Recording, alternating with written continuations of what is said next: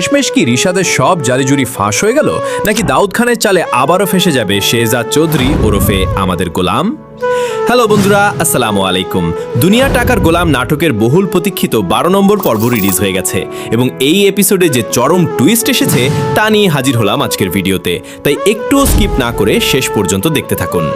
So আপনারা যারা prank king এন্টারটেইনমেন্টের এই ধামাকাদার নাটকের জন্য অপেক্ষা করছিলেন, তারা জলদি ভিডিওতে একটা লাইক দিয়ে চ্যানেলটি সাবস্ক্রাইব করে নিন।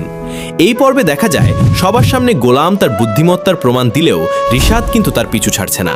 সে গোলামের সুইস ব্যাংকের কোটি কোটি টাকা হাতিয়ে নেওয়ার জন্য পাসওয়ার্ড আদায় করে নেয়। কিন্তু টুইস্ট এখানেই, অ্যাকাউন্টের সব টাকা অলরেডি দাউদ খানের অ্যাকাউন্টে ট্রান্সফার হয়ে গেছে, যা দেখে রিশাদের মাথায় আকাশ ভেঙে পড়ে। অন্যদিকে ফাতেমা ম্যাডাম কিন্তু রিশাদের সব পাওয়ার অফ অ্যাটর্নি ক্যান্সেল করে দিয়েছেন। রিশাদ কি পারবে তার হারিয়ে যাওয়া ক্ষমতা ফিরে পেতে, নাকি ফাতেমার পাতা জালে সে নিজেই বন্দী হবে? কমেন্টে আপনার মতামত জানান।